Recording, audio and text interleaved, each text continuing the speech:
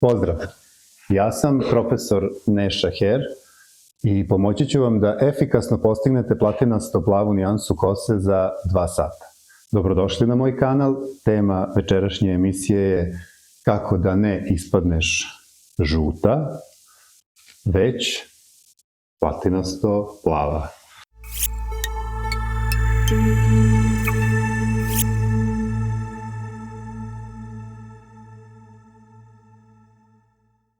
Večeras ćemo razgovarati o putu ka postizanju savršene platinaste nijanse kose, to je savršeno plave nijanse kose, i da li je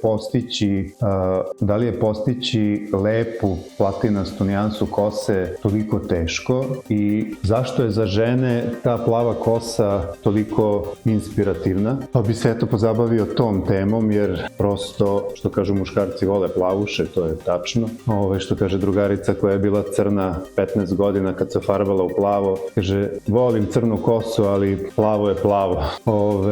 Tako da vidimo šta se to dešava sa tom plavom kosom, što bi reći. Da li je inspiracija Marilyn Monroe još iz ranijih dana? Da li je inspiracija ta nordijsko plava boja koja je vrlo onako specifična? Ta baby plava, pa je možda to ono dečije plava, kako je zovu, pa se to opet vezuje za, ne znam, neku čistoću, nešto tako, ili možda Barbie, pošto je lutka koja je najprodavanija u celom svetu, naravno sa plavom kosom. Evo sada i pojava Barbie filma, koji je onako vrlo popularan u poslednje vreme, tako da mislim da je možda sve to u zbiru neiscrpna inspiracija za žene da žele da budu plave. Kako odabrati adekvatan ton plave nijanse? To dosta zavisi od boje tena, boje očiju, samim tim ne stoji svakome ista nijansa plave kose, i na to je vrlo bitno da se obrati pažnja iz prostog razloga što rozikasti tenovi, svetle oči, na njih mogu da idu te dečije plave, platinasto plave, te svete nordijsko plave, dok recimo tenovi koji su žući ne bi trebalo da idu na te hladne tonove, jer prosto njima pristaju neki topliji tonovi uz sam ten. Zašto se dešava da neko ispadne žut, neko ne? Pre svega mislim da je jako bitno da se uradi adekvatna analiza kose, to je znači da dobro poznajete svoju kosu, svoj pigment, kvalitet kose, da biste uopšte mogli da krenete u neki hemijski proces kod kuće, da biste postigli što bolji rezultat. Često se dešava da žene ispadaju žute zato što odu u parfimeriju, stanu ispred onih pulteva tamo sa štandova sa bojama, plavih nijansi koliko hoćeš, na kutijama sve lepe, plave, i one tako mahinalno kreću za kutijom na kojoj im se sviđa fotografija, odnosno fotografija kose, to jest boje kose. Dođu kući, ofarbaju se, operu kosu, niđe veze sa onim što je na kutiji, i to često bude problem. Šta je tu greška? Greška je što se obraća pažnja na fotografiju, odnosno na sliku na kutiji, umesto na broj. Danas je na tržištu toliko kozmetičkih kuća dostupno, da prosto mislim da uz adekvatnu analizu kose i uz metodologiju kao što je moja, koja je 100% efikasna, nema mesta za greške. Ono što naravno treba da vam skrenem pažnju jeste da samo budete realni u analizi svoje kose. Ako vam je kosa za ton ili 2 svetlija od crne, prosto je nemoguće bojom postići tako svetao rezultat.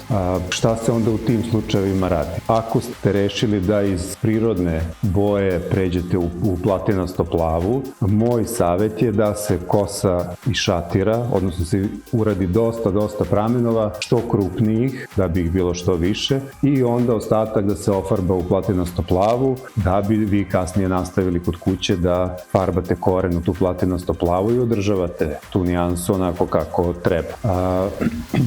Što se tiče analize kose, znači jedan od najvećih problema u postizanju platinasto-plave nijanse kose je taj čuveni i famozni crveni pigment.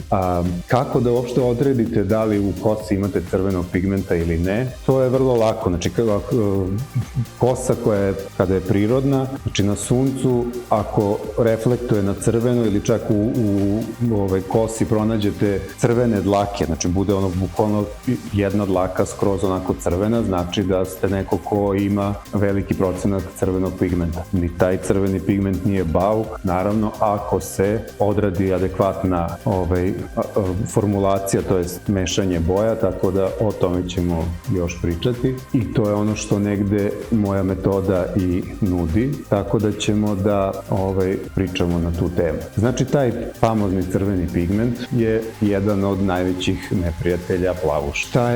Šta se dešava u tom slučaju? Znači u tom slučaju, kao što sam malo pre naveo, kada žena ode u parfumeriju i kupi boju, gledajući sliku na boji, ona gleda sliku, ne gleda broj boje. Jako je bitno da se gledaju brojevi, znači da se zna ta numeracija boja i to ćemo naravno proći kroz moju metodu i taj prvi broj koji označava visinu tona i drugi broj koji označava refleks.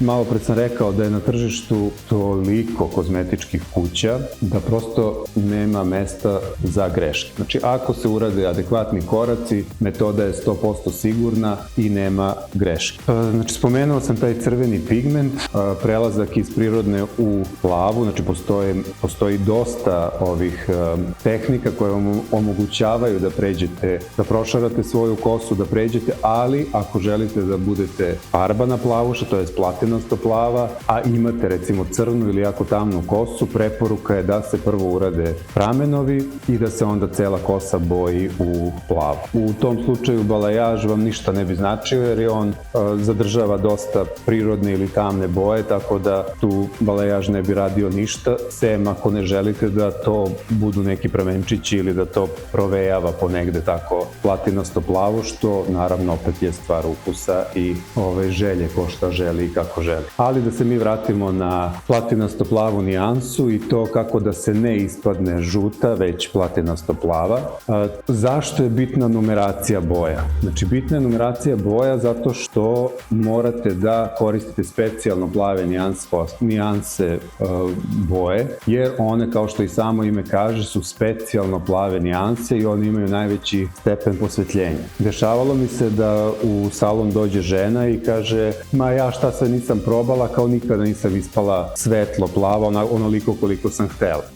Na moje pitanje, dobro, a čime ste se bojili? Pa ne znam, uzela sam ovo, pa probala sam ono, znači to su sve bili kozmetički setovi, to je boje u setu. Ja kažem, dobro, a jer se desilo nekad da ste približno tom cilju? Kaže, jeste, ali znate šta je zanimljivo? Kaže, ja bacim kutiju i uopšte nemam pojma šta sam kupila.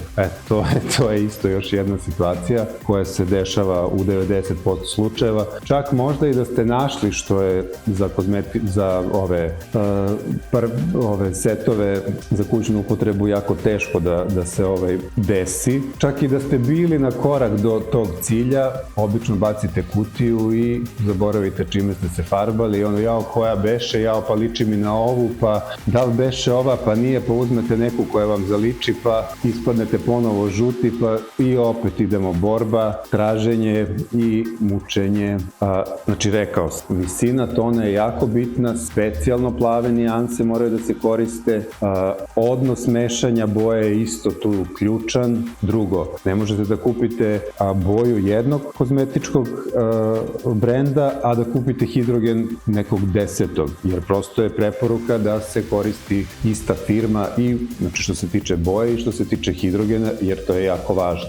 I da se vratim na ovu mušteriju, ja kažem dobro, i šta je problem? Pa ne mogu kao da kažem dobro, ništa, uradimo analizu kose, pogledam koja je to visina njenog prirodnog tona, odradimo bojenje, boja ispala super, kaže ona, Kako, kaže, ja nikad. Pa kažem, jako je bitno, naravno, pre svega znati kako kombinovati boje, šta koja boja radi. Ja kažem, dobro, ali ajde, rekao, sada da mi objasniš kako ti biraš boju. Pa kaže, ja uvek biram najsvetliju. Kažem, dobro, jesi nekad pomislila možda da uzmeš neku pepeljastu? A ne, neću ja da budem siva. Kažem, znam, ali imate dosta crvenog pigmenta, znači čim taj crveni pigment mora da se ubija. A pa ne, mislim, to bude sivo i ja kažem, pa ali ne može vaša kosa da bude siva. Evo, ja sam sada dokazao da imate lepu platinastu boju koja nije siva. Jeste sivi? Kažem, pa nisam. Kažem, pa o tome vam pričam. Jako je bitno isto to, znači, mešanje boja, kako se koja se boja sa kojom meša, ali o tome ćemo sve pričati i to je ono što moja metoda nudi i što sigurno daje rezultat. Meni je bilo bitno da mušterija na kraju bude zadovoljna i da ja njoj pokažem da ipak može njena kosa da izvuče. Ona je već bila farbana u plavo, tako da je meni to već bilo, mislim, negde olakšano. Žena je otišla zadovoljna, nastavila da se boji kod mene, evo i dan danas, ima lepo plavu negovanu kosu, što zadovoljna ona, zadovoljan ja, milin. Znači, eto, jednog dokaza da prosto može. Rekao sam, znači, postoje različiti brendovi na tržištu, neki su dobri, neki su manje dobri, ali, znači, postoje ključne stvari koje su tu jako bitne da ne bi dolazilo do takvih grešaka, kao što, naravno, niko ne želi da bude žut i ja znam koji je to stres za ženu koja želi da bude plava, jer koja god je došla i prošla kroz salona, farbala se u plavo, radila pramenov ili ostalo, uglavnom je bio komentar, ja molim te samo da ne budem žut. Tako da ta žuta je neki veliki stres, očigledno za plavuše, ali ne brinite, i to ćemo da rešimo mojom metodom. Tako da, naravno, još jedna od bitnih stvari je što su nekada boje bile mnogo agresivnije nego danas i postoji to neko verovanje da prirodna masnoća kose štiti kosu od isušivanja, odnosno da treba farbati prljavu kosu. To je možda bilo pre